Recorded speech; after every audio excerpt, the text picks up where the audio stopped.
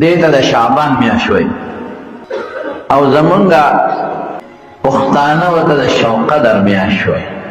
دا دی میاشتی او فضیلت راغلی دی او دا دی متعلق نبی کریم صلی اللہ علیہ وسلم بالخصوص دا رجوع ذکر کرے یو خود دی میاشتی پینزلسما روز باندې روجه ده چې زمون خلق ورته د شپې ته شب برات وایي او د ورځې ته د شب قدر ورځ وایي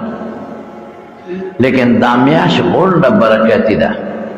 دا حدیث چې ما وایي دی کې زه خبرې درته کوم غونډه میاشت د برکت میاشت ده نبی کریم صلی الله علیه وسلم به د شعبان په ټوله میاشت کې خلق صرف دغه یوې شپې ته ګوري په ټوله میاشت کې به ډېرې روژې نیول عائشہ صدیقه فرمایي کہ رسول اللہ مبارک با پورا میاشت روجہ دا رمضان نہ بغیر ننی ولا مگر کبھی نیولا نو ابد شو قدر بیاشتی ولا بلکہ یو حدیث کی داسی دی چی یسوم شہرین متتابعین فرن پسی دو میاشتی روجی بنی ولے یو بشعبان و بل برمضان خیر اگر نور خبری دا طالبانو دی پاغید تاسو تا خبرنکم صرف دمر دا کہ دا احادیث متعلق پہ او حدیث کے امدقہ سے دا بخاری حدیث ہم دے کہ دا شو قدر بے اکثر روجی نیولے دا شعبان دا میاشت او زمان دا طالبان ہوئی وی اکثر لحکم دا کلی نو کوئی چه طول میاشتی نیولی دا نو دین مراد اکثر وی مرادی دی دیکھ بس خلاصہ شو نور خبری پکیو دینکو خوزب دویم چه دا عائشی صدیقی رضی اللہ تعالی عنہ روایت تے و دا نور بی بیانونا چه رسول اللہ مبارک با دا شو قدر دا دی شعبان دا میاشتی اکثر روزی روجی نیولی دیر روجی بے پدی کی نیولی او دا به مستقل نیولی نو ګوره دا میاشت د برکت شوه دا میاشت ځان له د عظمت میاشت شوه د برکت میاشت شوه او زموږ دا ورځې چې دي د جمعې ورځې دي تقریبا لنډې ورځې هم دي موسم هم پکې یخ دی نو په دې ورځو کې بیا دا روجې نیول ډېره زیاته فایده لري چې حضور پاک په خپل نیولې دي بلکې یو حدیث کې رسول الله مبارک دا فرمایلی دي د شعبان وی په دې میاشت کې د انسان عمل الله ته خېږي نو زه دا خوښوم چې زما روجي او زما عمل الله ته خېږي چې فرشتي الله ته وی نو داسې به ورته وی چې الله مونږ خو دا عمل راوړو خو په داسې حال کې مړو چې دا روجا و اوس اعمال د انسان د ګل پر ورځ خېږي د زیارت پر ورځ خېږي بعض اعمال مازیګر خېږي بعض اعمال سحر خېږي اوس په دې الله خبر دی چې کوم عمل د شو قدر په میاشت کې روزانه الله ته پیش کیږي او خېږي هغه الله خبردار نو چې استا عمل رب العالمین ته پیش کیږي نو یو کوشش کوه چې نیک عمل وکړي او دویم دا چې په داسې حال کې دی او خېږي چې ستا د روجۍ د دې په وجه به نبي علیه السلام د ګل دروازې روجه هم نیوله او د زیارت دروازې روجه به هم نیوله دا به زیاتې نیولې وایي د ګل پر ورځ د عمل الله ته خېږي د زیارت پر ورځ عمل الله ته خېږي نو دا خوښوم چې زما د عمل الله ته وخېږي او زه روجه دار نو یوه خدا شوه چې د شو قدر په میاشت کې کوشش وکړئ چې د دې میاشت اکثرې ورځې تاسو روجه ونیسئ بلکې زموږ علما لیکي وایي که د لومبۍ میاشتې نه شروع کړي او دا روجې ونیسي او اخر د میاشتې یو څو ورځې پرېږدي صرف دې لپاره چې رمضان ته سړی دمه شي نو دا ډېره بهتره ده دویم دا دی چې دا دې میاشتې پنځلسمه ورځ او د دې میاشتې پنځلسمه شپه د شپې عبادت او د ورځې روژه دا حدیث ما ستاسو مخکې ولوسته لاول د حدیث معنا مفهوم درته ذکر کوم بیا په دې حدیث بعض علما څه خبرې کوي ادب اجمالي وي حضرت عائشہ صدیقہ رضی اللہ تعالی عنہ فرمائے وی دا شو قدر شپا وا لکه د دې میاشتې پنځلس شپه چې دراوی خشم پشپا کې او ما وکتل نو رسول الله صلی الله علیه وسلم نو حضور پاک نشتا پا کوټه کې زما دا خیالو چې کېدی شي حضور پاک چېرته بلې بیبي له ورغلي لکه شپه ده د پیغمبر مبارک دا عادت و چې ټولو بیبیانو له به یو شپه او یو ورځ ورکوله او قانون هم دا دی چې د یو انسان ګڼې ښځې وي نو دی به انصاف کوي یو شپه یو ورځ یو بیبي سره بله شپه ورځ بلې بیبي سره که یو بیبي ورته ووایي چې د خیر دی ما سره ضرورت نشته نو بیا خیر دی او مازدیګر به حضور پاک په ټولو بیبیانو چکرې لګول مازدیګر به هرې بیبي له ورته او ورسره به یې لږ وخت تېر و چې دی خوشحاله شي او که د دوی څه ضرورت دی نو چې ما ته وایي چې زه ول هغه ضرورت پوره کړم نو حضور پاک عایشه بیبي چې وکتل نو کټ کې نشته چې کټ کې نشته نو عایشه وایي ما دا سوچ وکړ چې رسول الله مبارک چې ته بلې بیبي له به تلي نو را پاسېدم چې را پاسېدم طلب مې وکړ خو رسول الله مبارک په یو کور کې نو بیا مې سوچ وکړ چې نبی علیه السلام چې د فاطمې کره نه تللی لورې ده هلته چې ورغلمه هغې ته مې وویل چې حضور پاک وایي چې دلته خو نه دی راغلی نو زم پاسېدم حضرت علي هم پاسېد حضرت فاطمه هم پاسېده او ماشومان هم پاسېده جماعت کې موقت نشته نو ورپسې روان شو نو د بقي مقبرې ته حضور پاک تللی هغې ته ورپسې لاړ بقي ته څنګه ورسېدل یا خو دا وه چې دوی ته پته وه چې نبي علیه السلام د شپې به کله کله د بقي مقبرې ته ته نو په هغه اندازه دی بقي له لاړل لیکن په مشکات شریف کې د معجزاتو په باب کې یو حدیث دی ادا دی چې رسول الله مبارک په کومه لار باندې تیر شو نو په هغه لار د حضور پاک د خولې مبارکې نه به یو خاصه خوشبو تله نو په هغه لار به هغه خوشبو پرېښوده نو چې کوم به نږدې صحابه وو هغوی ته به د پیغمبر علیه السلام د خولې مبارکې هغه خوشبو معلومه وه نو هغې ته به پته وه چې حضور پاک په دې لار تللی دا د شاتو مچی دی ما د شاتو یو غټ افسر نه تپوس وکړو مې چې د پیټۍ نه دا مچی ځي څوک ګل راوړي څوک رس راوړي څوک اوبه راوړي بله مچی ځي او په یو ځای یو سل پیټۍ پرتې نو هره مچی د خپلې پیټۍ له راځي بلې له نه ځي او بل په دې لاره کې غلطېږي بله دا دوه درې میله په دې شړشم پسې او په دې ګلانو پسې منډې ترړې وای نو په لاره نه خطا کېږي مونږ خو په لاره باندې په سړک ته ګورو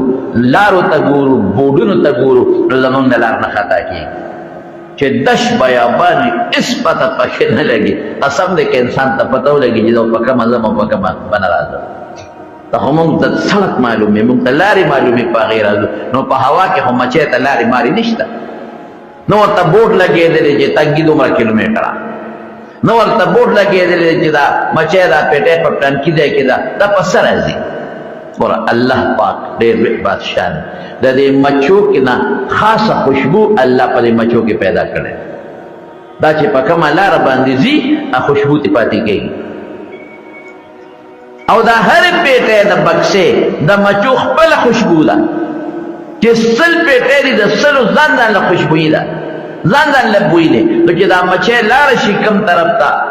نو د دې پیټۍ مچۍ هم هغې مچۍ پسې په هغه خوشبو ځي چې دا هلته په کومو ګلونو ګرځي نو دا بله ملګرې هلته کې هغه علاقې ته ځي او چې واپس راځي نو چې په کومه لاره تلي د هغه خپلې خوشبو په ذریعه چې دلته دا ما لاره ده او د هغه پیټۍ نه هم هغه خوشبو ځي نو خپلې پیټۍ ته ځان رسي یعنې مچۍ باندې خو یې څه لیکلي نه دي زمونږ خو د سړي پته لګي چې د سترګې وړې دي د غټې د پوزه وړه ده غټه سور دی سپین دی مچۍ خو ټول یو شی دی دې کې خو پته نه لګي نو دوی که خپله پیټۍ پېژني چې بلې پیټۍ له ورځي نه نورې مچۍ له اول بین کې چې دا زما والا ده او که نه ده دا خوشبو نه پته لګي د رسول الله صلی الله علیه وسلم نه په لار به یو خاص خوشبو پاتې شو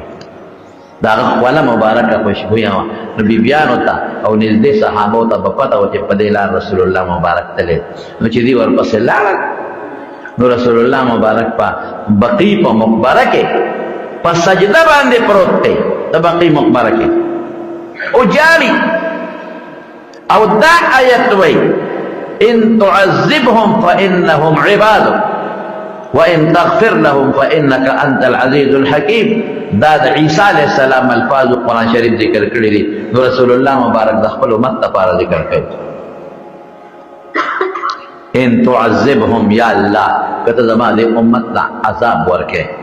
فإنهم عبادك ستا بندگان دي. ستا مریان یو مری له چې څوک سزا ورکوي، څوک ته تپوس ته شي کولی چې دا ولې ورکوي، زما مری سره باندې یو زوی له که څوک سزا ورکوي وهي څوک پته نشي ویلی چې دا ولې وهي، هلکه زما زوی سره باندې که ته ورته وایې دا ولې وهي، دا ماشوم خپله لار وه، دا زما زوی دی. او خلک به م وایي چې هلکه دا زوی چې وایي ده به څه غلطي کړي، څروانۍ به یې کړي، دا غلام نوکر چې وایي ده به خامخا څه زیاتې کړي، هسې به څه څوک څه نه وایي. نو ان تعذبهم یا الله، که د خپلو بندګانو له عذاب ورکې، نو فإنهم عبادک، ستا بندګان دي خدای، ستا مریان دي، ستا نه څوک تپوس نه شي کولی. چې سزا ورکې الله ته ظلم نه کې، خامخا به دې بنده څه زیاتې کړي نو سزا به ورکې، ستا اختیار دی، ستا خوښه ده، ته زیاتې نه کې. لیکن وَإِن تَغْفِرْ لَهُمْ فَإِنَّكَ أَنْتَ الْعَزِيزُ الْحَكِيمُ. خو خدای که دا بندګان وبخښې نو تا نه څوک تپوس نه شي کولی. زورور ساتې، زورور، هېڅوک درته دا نه شي ویلی چې دا ما ګناه کړې وه، ما لږه کړې وه، زه دې دوزخ ته واچولم، د ډېره کړې وه دې وبخښه، دا تپوس ته نه څوک نه شي کولی. دې مفته کې وبخښه، دا تپوس ته نه څوک نه شي کولی. او د حکمت خاوند دی، حکیم ته څوک دا نه شي ویلی چې ما له دې لږه دارو راکړل او هغه له دې ډېر ورکړل، دا ما له دې لس پوڼې راکړې، زما بیماري زیاته ده، هغه له دې 50 پوڼې ورکړې، بیماري کمه ده. حکیم نه څوک دا تپوس نه شي کولی. حکیم ته پته وي چې د دې بیمارۍ لپاره دا دارو پکار دی، هغه له دا دارو پکار دی. حکیم ته پته وي چې د دې بیمار دارو ساره او ماښام خوړل پکار دی، او د هغه بل په شواروز کې یو ځل خوړل پکار. ته د حکمت خاوند دی پروردګار. او رسول الله مبارک جاړي ښه زمونږ ستاسو دپاره د امت دپاره په نیمه شپه بقي مقبرې ته ځي. سره د دې نه قسم دی چې د حضور پاک دشمنان څومره ډېر. مدینه شریفه کې د دنیا یهودیانو او هر یهودي د پیغمبر د سر دشمن دی. مدینه شریفه کې بلا منافقانو په هغه زمانه کې هر منافق د رسول الله مبارک د سر دشمن دی. او سره د هغې په نیمه شپه چاته نه وای او بقي ته تللی دی او په سجده په دا خاورو کې پروت دی، په دا خاورو کې، او د خپل امت دپاره د الله په در کې سوالونه کوي. څومره دعاګانې مونږ د رسول الله مبارک مخته دي. یو حدیث کې راځي وی د هر پیغمبر یو خاصه دعا ده، لكل نبي دعوة مستجابه. د هر پیغمبر یو خاصه دعا ده، اب خامخا قبلېږي چې څنګه غواړي هغسې به قبلېږي، غټه دعا ده. نور پیغمبر ګورې مستجاب الدعوات ته چې پیغمبر دعا کوي الله قبلوي، خو د قبلېدو مختلف شکلونه دي. دا یو خاصه دعا ده او غټه دعا ده، او چې پیغمبر مبارک څنګه وایي هغسې به یې وله قبلوي. نو هر پیغمبر هغه دعا په دنیا کې استعمال کړې ده. نوح علیہ السلام هغه دعا غټه دعا وه په دنیا کې استعمال کړه چې قوم نافرمانه شو، نو یا الله زما دا قوم تباه کړي، رب لا تذر على الارض من الكافرین دیارا، بس دا ټول تباه کړي. هغه دا دعا استعمال کړی. دا قرنګې هر پیغمبر دا دعا په دنیا کې استعمال کړې ده. او حضور پاک څه فرمایي، وایي ما دا دعا پټه ساتلې ده، په دنیا کې نه استعمالومه، دا به زه د قیامت پر ورځ د خپل امت د سفارش لپاره استعمالوم. څومره مهربانه هر موقع باندې رسول الله مبارک واغ. خدای زه خو حیرانه یم چې د طایف په سفر کې د طایف الکانو پر رسول الله مبارک په کاڼو ګزارونه کول. حضرت عائشہ صدیقه ته تپوس کوي، وایي د الله رسوله په تا سخته ورځ کومه تېره شوې؟ سختې خو ډېرې وې په نبي علیه السلام، ډېرې زیاتې. په احد کې غاښونه مبارک مات شو، غاښ مبارک مات شو، مخ یې زخمي شو، او د اوسپنې هغه کړۍ پکې نښتې وه، دومره سخته یې نښتې وه، دومره چې په هغه راوتنه هغه ټوپۍ په سر وه، د اوسپنې هلمټ، او د هغه هلمټ نه کڼۍ لاندې وې ځاندې، یو کړی په دې بخ په توره ووهله، نو کړی په دې بخ کې ونښته. نو نه راوته نو یو صحابي ورته غاښونه اړم کړل په غاښ یې رایسته د هغه پکې 2 غاښه ووتل لیکن رسول الله مبارک څه فرمایي دغه ورځ نه یادوي وایي عایشې په ما چې سخته ورځ تېره ده هغه ده چې د طایف نه راروان چېرې طایف هلکانو او غلامانو په ما د کاڼو باران کړی دی 20 او زما د وجود نه وینې روانې او عایشې ما ته دا پته نه وه چې روان د کم خوا یم او را روان د کم ځای نه ځم کم خوا دومره مې طبیعت کړی ما پسې ټوقې کولې ملنډې کولې د طایف سرداران هلکان را پسې کړو وي دا په ما ډېره زیاته سخته وه او دې درمیان کې جبریل علیه السلام راغی او ما ته وایي چې دا ما سره یو فرشته د اسمان نه راکوزه شوې ده او دا ملک الجبال د سر د غرونو ټول اختیار دی او الله نه سوال وکړه چې یا الله ګوره فرشتې په رسول الله مبارک خفه دي یا الله ستا پیغمبر خو ستا د احکاماتو دپاره طایف ته راغی او د خلکو نه منه اوس یې په کاڼو پې ګزارونه شروع کړي دي پروردګار موږ ته حکم وکړه غرونه اختیار ما له تا راکړی دی چې دا غرونه پې جوخ کړم او برباد یې کړم ویې لاړ شه او تپوس دې وکړه که هغه درته وایي وکړه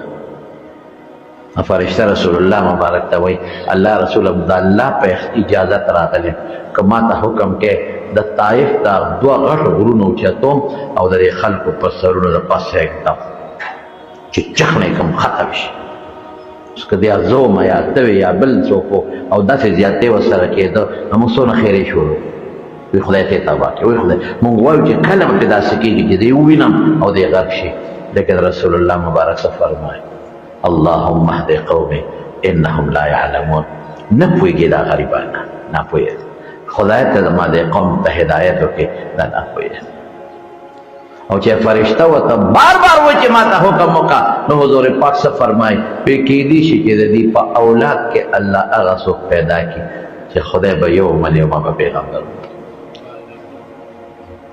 چې په کافر دومره رحم کوي رسول الله مبارک د هدایت دعا کوي نو خپل امت باندې د پیغمبر څومره رحم دی رحمت للعالمین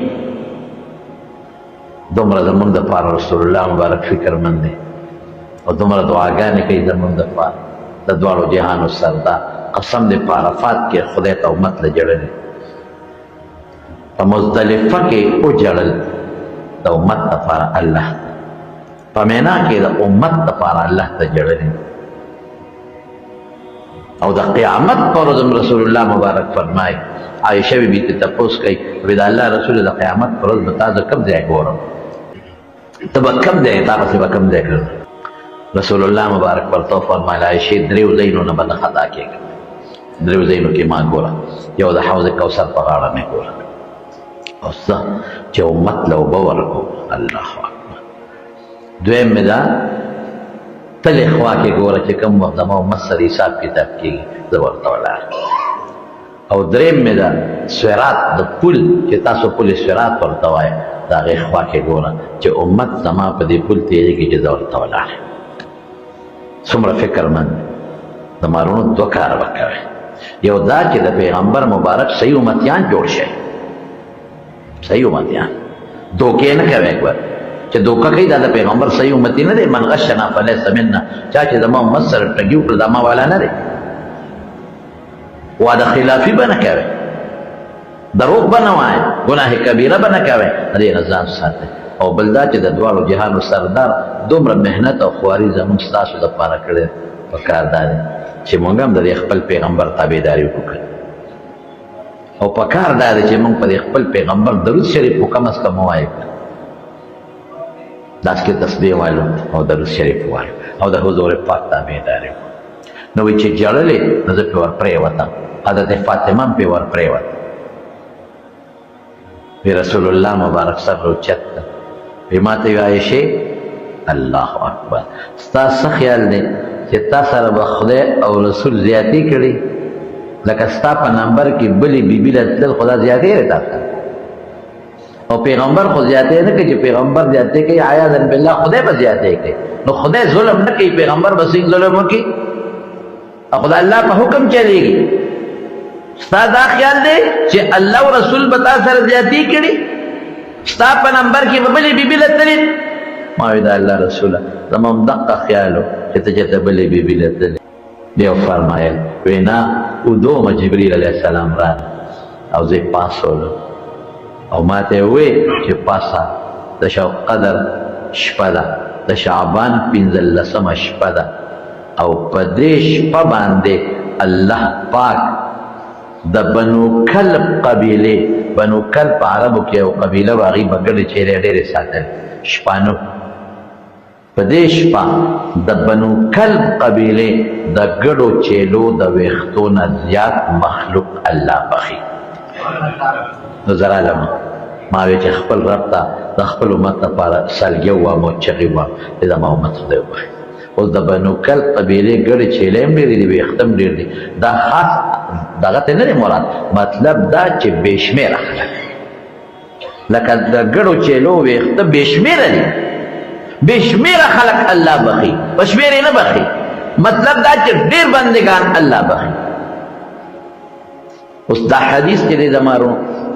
ډېر علما په دې حدیث څخه خبرې اترې کوي د دې حدیث کې خپل راویان چې دې کې دا راوي کمزور دی دا دی بېشک خبره ټیک ده لیکن دا اتو صحابو نه دا حدیث نقل شوی اتو صحابو او په دویشتو مختلفو سندونو دا حدیث نقل شوی نو په دې وجه